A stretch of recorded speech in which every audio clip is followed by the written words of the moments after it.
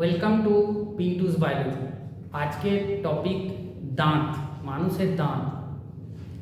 এই রকম টপিক কেন সিলেক্ট করলাম তার কারণ হচ্ছে স্টুডেন্টদের দাবি যে তারা যেন পড়া বুঝতে পারে এবং তাদের গার্জেনরাও যেন সেই পড়াগুলো বুঝতে পারে।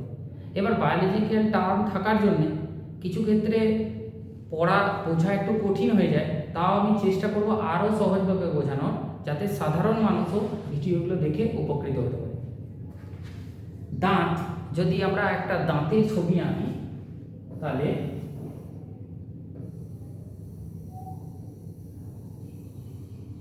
এই দাঁতের ওপরে একটা শক্ত অংশ থাকে, এইটার নাম হচ্ছে এনামেল। কি নাম? এনামেল। আর জেনারেলি দাঁতের তিনটি অংশ। এই প্রথম অংশ এটাকে বলা হয় ক্রাউন, দ্বিতীয় অংশ এটা হচ্ছে নেক, আর তৃতীয় অংশ এটাকে বলে রুট।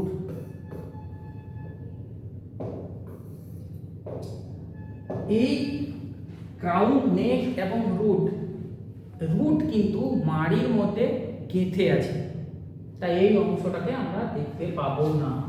তাহলে দাঁতে অল্প অংশ শুধুমাত্র ওপরে বেরিয়ে থাকবে, মানে আমরা দেখতে পাবো। এবার এই দাঁত কত রকমের, এইটা আমরা একটা টাইপ বলছি, সেটা হচ্ছে ডাইফিওডন্ট। এটা বায়োলজিক্যাল টার্ম, ডাইফিওডন্ট। ডাই মানে টু, তার মানে আমাদের জীবনে দুবার দাঁত বেরোয়।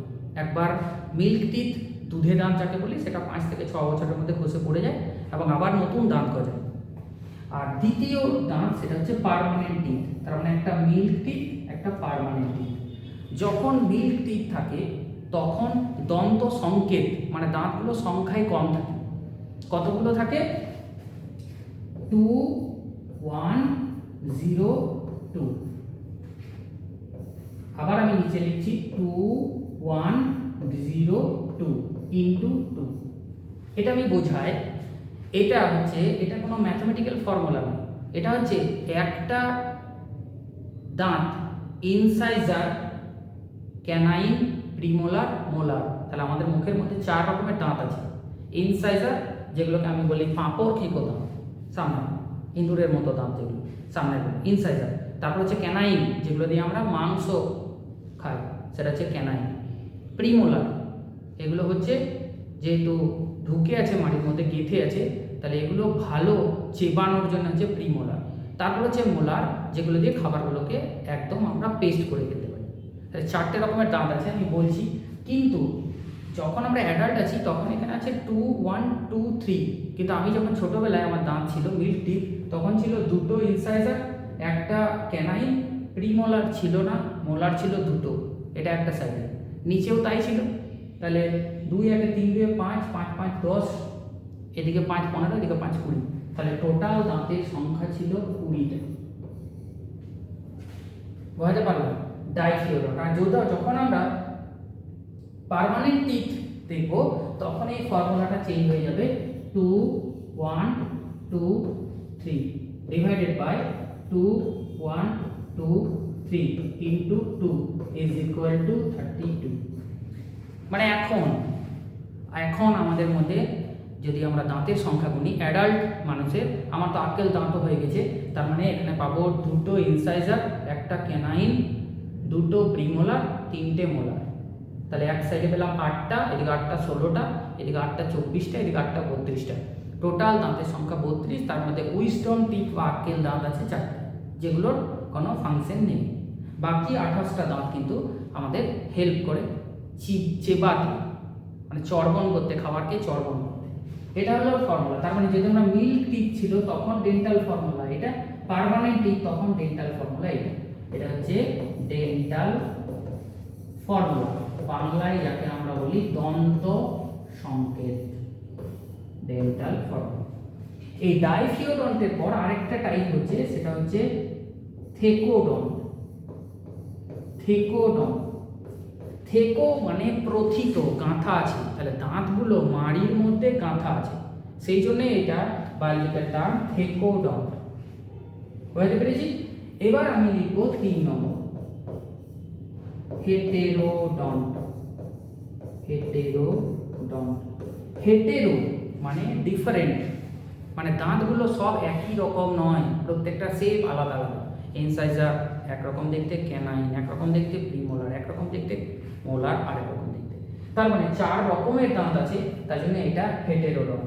এই হেটেরোডন্ট, এবার এই হেটেরোডন্টকে আমরা কি দেখি, তাহলে এখানে লিখবো ইনসাইজার, এটা ক্যানাইন, ইনসাইজার, ক্যানাইন, প্রিমোলার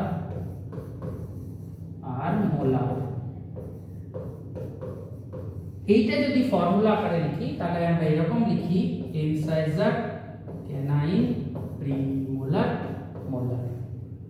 এটা হচ্ছে আমরা তাহলে 2 1 2 3, এটা উপরে আছে 2 1 2 3, আবার নিচে 2 1 2 3 ইনটু 2 ইজ ইকুয়াল টু 32। তাহলে পরীক্ষায় যদি প্রশ্ন আসে মানুষের দন্ত সংকেত, তাহলে কিন্তু এটা লেখা যাবে না। তার কারণ এটা যখন মিল্ক টিথ ছিল তখনকার ডেন্টাল ফর্মুলা বা দন্ত সংকেত, তাহলে অ্যাডাল্ট মানুষের দন্ত সংকেত 2 1 2 3 2 1 2 3, ইনসাইজার, ক্যানাইন, প্রিমোলার আর মোলার। এবার এই দাঁতগুলো আমরা যত্ন কিভাবে রাখবো?